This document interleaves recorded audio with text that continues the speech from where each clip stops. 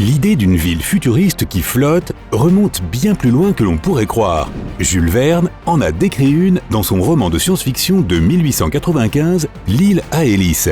Il s'agit d'un énorme navire-cité de plus de 6 km de long et 5 km de large, habité uniquement par des millionnaires et qui navigue sur l'océan Pacifique.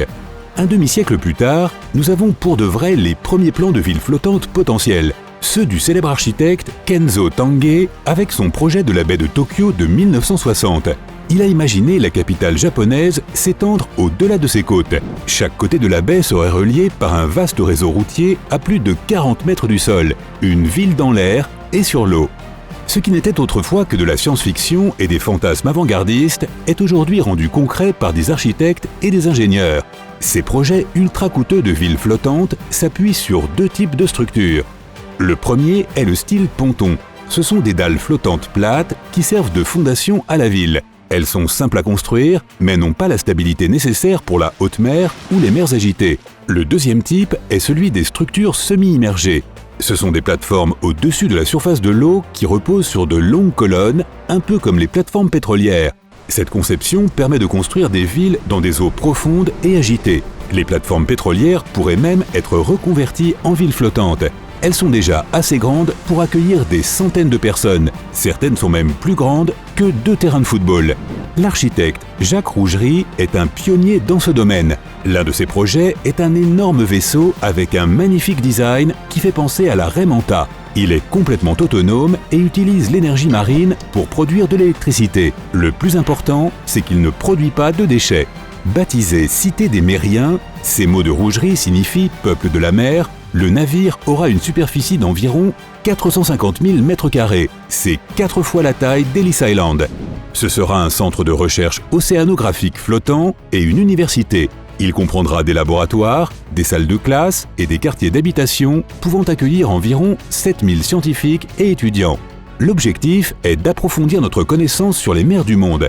Après tout, l'espace n'est pas la seule frontière inexplorée. Nous n'avons toujours pas découvert 80% de nos océans. Pour l'instant, il est encore en phase de conception, mais Rougerie veut qu'il soit prêt pour emménager d'ici 2050. La Raie Manta n'est pas son seul projet. Le Sea Orbiter de Rougerie est un autre laboratoire flottant. Doté de 12 étages, dont la moitié est sous l'eau, il sera presque aussi haut que la tour de Pise.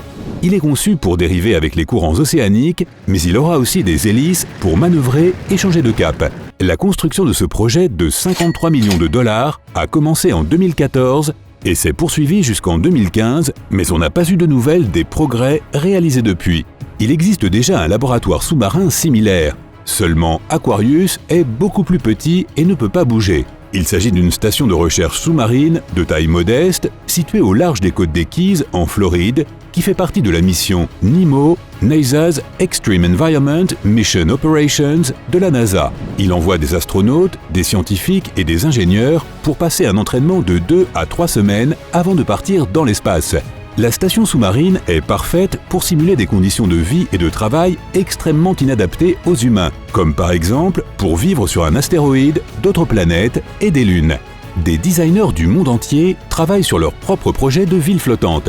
Officieusement appelée l'Atlantide chinoise, celle-ci sera constituée de différents modules hexagonaux en forme de gratte-ciel reliés entre eux par des tunnels sous-marins. Elle sera alimentée par le soleil, l'eau et le vent. Et tous les transports autour de cette ville sous-marine seront électriques. Elle comprendra des modules de ferme pour la culture de la nourriture et des centres de recyclage des déchets pour être le plus possible éco-friendly. L'Arche de Noé est un projet développé par des designers serbes. L'idée ici est que l'humanité a été poussée dans la mer par des catastrophes naturelles. Cette ville flottante ressemble à d'énormes cornets de glace interconnectés qui deviennent de plus en plus étroits au fur et à mesure que l'on s'enfonce dans la mer. Cette forme bizarre les rend en fait plus stables. La partie qui se trouve à la surface de l'eau aura des réservoirs pour recueillir l'eau de pluie. Les pièces sous l'eau seront utilisées pour le logement et diverses activités. X-Sea-Tai, probablement le projet le plus bizarre de notre liste. C'est une plateforme flottante avec ce qui ressemble à des gratte-ciel verts et courbés. Les bâtiments devront être légers, donc ils seront faits de blocs hexagonaux de béton poreux. Cela leur donne un aspect de ruche, mais permet aussi aux habitants de les démonter et de les reconstruire comme des Legos.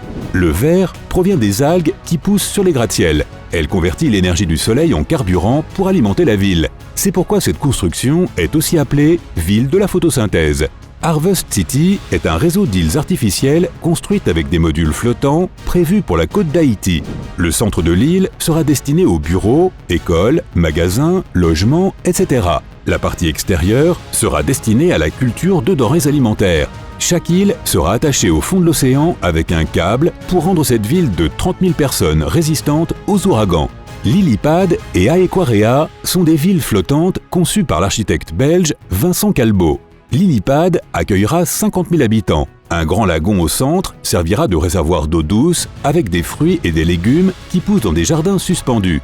Aéquarea est une série de villes flottantes qui ressemblent à des méduses. Les tentacules ressembleront à des gratte-ciel de 250 étages en spirale. L'idée est d'utiliser un matériau composite issu de déchets recyclés provenant de l'océan Pacifique. Le projet le plus ambitieux est peut-être celui d'Oceanic City. Partant de petits modules de quartier, ils se développeront jusqu'à atteindre 6 modules connectés pour former un village de 1650 habitants.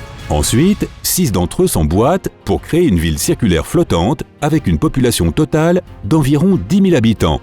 Ceux-ci peuvent alors former des archipels entiers. Les bâtiments seront construits à partir de matériaux légers, écologiques et durables, comme le bambou. Au sommet, un toit avec des panneaux solaires. L'objectif est de déplacer les gens vers l'océan avant que l'élévation du niveau de la mer ne détruise les villes côtières. Ce qui m'amène au pourquoi de tout cela. Tout d'abord, ces architectes s'inquiètent de la surpopulation.